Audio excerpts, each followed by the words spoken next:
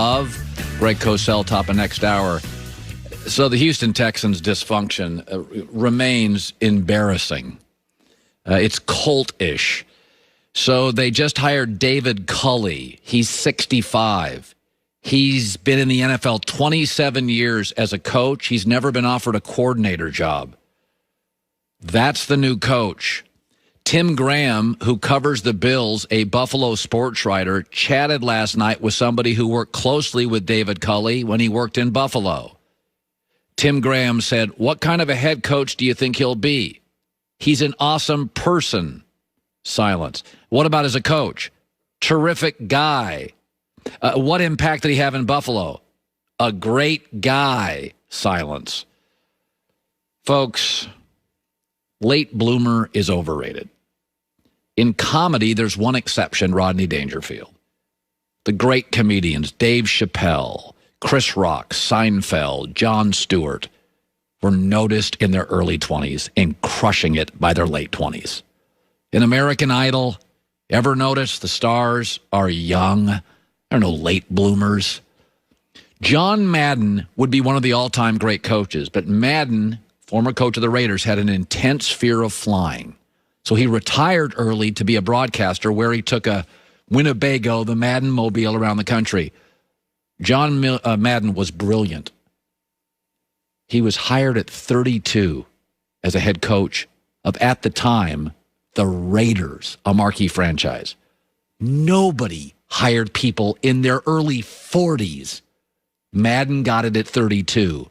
Andy Reid, a head coach at 40. Belichick, 39. Saban, 36. Urban in his 30s. Tomlin, early 30s. Don Shula, early 30s. Everybody in America, every industry, mine, yours, NFL, is seeking great young talent. Nobody slips through the cracks for 35 years. I'm sure he's a terrific guy. This is a bad hire. Never been offered a coordinator. It just doesn't work that way. It just does not work that way in the NFL. Sean McVay had teams vying on him. Shanahan, teams vying on him. Tomlin, Shula, Belichick, Andy Reid. That doesn't mean you can't be fired. It can be a bad fit. Pete Carroll was. He got hired again. He was fired. He got hired again and again. Like, come on, man. This is the late bloomer thing, and I get it. Maybe this is a bad organization that just kept hearing no thanks. That's what happened here. Houston, people wanted Eric Bieniemy to get it. He should thank his lucky stars he didn't take it. He was smart enough to not take it. This is a bad organization. They were left with this coach. This was not their first choice. They got 2 words for the last 3 weeks. No thanks. And you're wondering why Deshaun Watson wants out. This is what they get. He's a nice guy. A lot of nice guys. Joy Taylor with the news. No. Turn on the news. This is the Herd Line News. Well, we're here in Los Angeles, and the Rams were not the team that we talked about quite as much as we did about the team that didn't do as well, which was the Chargers, because they have their franchise quarterback, and the Rams franchise quarterback, Jared Goff's position as the starter, is not very secure heading into the 2021 season. I heard this. There are rumors that he could be moved this offseason, but if he is not traded, there will reportedly be an open competition in training camp between Goff and his backup, John Wolford, for the starting job. Okay, so that's fine. Why does this make the press? It makes the press because the Rams wanted out, because the Rams went to Goff's agent and said, "Hey, we did you a solid. Take a haircut on your neck. Take a haircut now. Let's redo the contract." The agent said no, and so they're going to embarrass the client and put listen, I don't have a problem with doing this, but why does it make it out? We always say this. Stories get out because somebody wants them out. Goff doesn't want this out. No. And I mean, when you think about it, and no disrespect to John Wolford, but it's a bit ridiculous. Yeah. Jared Goff is obviously better than Wolford. Anytime a backup quarterback comes in and does anything different than the starter does or has some sort of spark, everyone falls in love with the backup quarterback. It happens every single time. Yeah. Every single time. Unless it's just an absolute superstar. It's Patrick Mahomes. Ryan but if Patrick Mahomes Fitzpatrick isn't playing that well, there would be some way that Chad Henne they would have some fans. Ryan Fitzpatrick is the best backup quarterback in the league. A third of the NFL is vying for Matt Stafford. Nobody's vying for Ryan Fitzpatrick. We fall in love with the backups, but there's a reason they're backups. Every single time. But to your point about his contract, Goff will take up $67 million in cap space over the next 2 seasons. He has a cap hit of $35 million next season, $43.325 million in fully guaranteed payments due over the next 2 years. The Rams would face a $65.2 million cap hit if they move on from Goff this offseason. So, yes, they're very tied up with this contract. Now, I didn't hate this contract when it was first signed. Everyone kind of freaked out about it. You have to pay your franchise quarterback. That's how it goes. Yeah. But you also have to perform if you're the franchise quarterback as well. And if you're going to need a bunch of pieces around you and you're going to basically handicap the franchise moving forward, then, it might be in your best interest to wiggle around. Now, again, it's not our money we're talking about here, so maybe if we're Jared Goff, we're like, no. Right. I'm not doing anything. I earned this money, and this is what you made me. You chose to give me this contract. You guys figure it out. By the way, if I take less money and restructure it, and in a year you don't like me, then I go somewhere else, and I've given up that money, and I never get it back. Yeah. So I get Goff and his agent's position. Exactly. So Phillip Rivers is retiring, and the Colts have to fill their starting quarterback position next season, and owner Jim Irsay is looking forward to that opportunity. It's not, how do you solve the quarterback situation? Boy, is that a tough problem. Isn't that going to be hard? No, that's opportunity. I see this as opportunity. It can go in a lot of different directions, and we just have to make sure we go in the right direction without setting ourselves back as we pursue the new quarterback frontier. Can I get that chair? I know. I just realized I needed to upgrade my home studio. Very Game of Thrones. It was.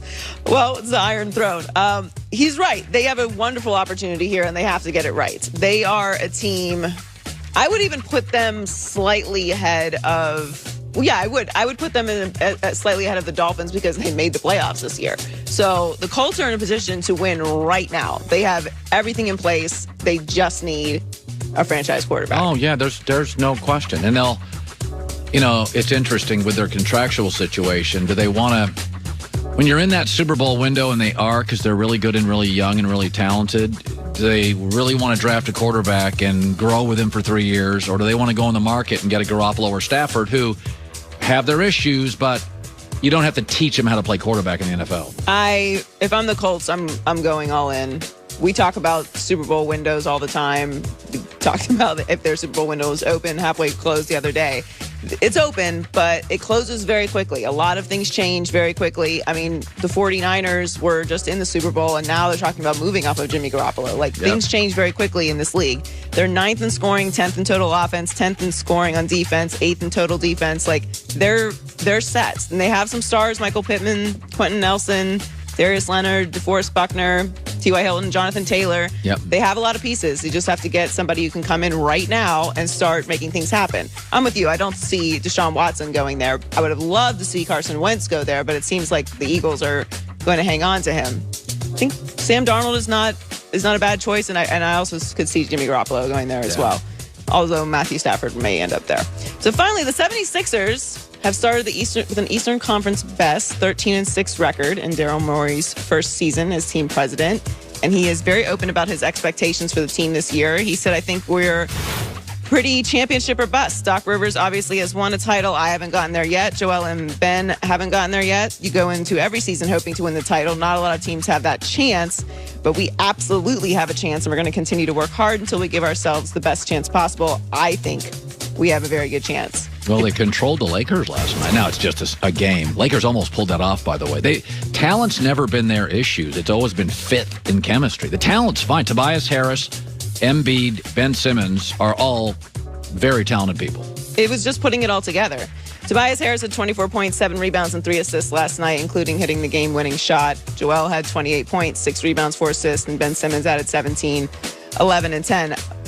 It was a really complete game last night. If they can continue, if they can be consistent like this throughout the season, I don't see why they can't. I still think that the Nets in the end have more talent, higher level talent, maybe not a more complete team, and obviously have to still continue to work on their chemistry as well. But I like that Daryl Morey said this because it is championship or bust. I don't like when teams have this type of talent on their team, and it's what kind of the mantra was in Houston for a while. It's like, if we don't win a championship, that doesn't mean it's not a good season. No. If you have high-level talent on your team and you don't win a championship, it is not a good season. If you're rebuilding, if you've just drafted the newest young star and you've got to develop him, okay, the expectations can be managed. But this is a failure if they don't end up winning a championship. Well, you've got two elite players. Let's just say you have a star in Embiid, and you have two really talented guys in Tobias Harris and Simmons. And in the East, that should be no worse than like a 2 seed. I mean, it really should be. I mean, they're number 1 in the East now. Yeah, they should be in the Eastern Conference Finals. Yeah, Miami, Boston, Brooklyn. That's who should be battling. Everybody else is looking up at that. Yeah. Joy with the news.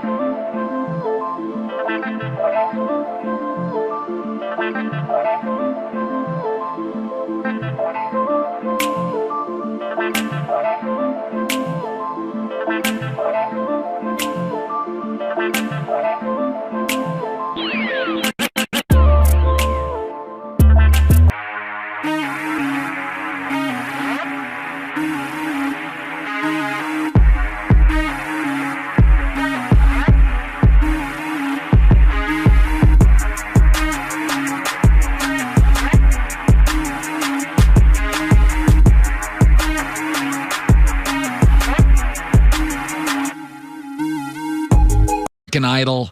Ever notice the stars are young? They're no late bloomers. John Madden would be one of the all-time great coaches, but Madden, former coach of the Raiders, had an intense fear of flying. So he retired early to be a broadcaster, where he took a Winnebago, the Madden mobile, around the country. John Madden was brilliant. He was hired at 32 as a head coach.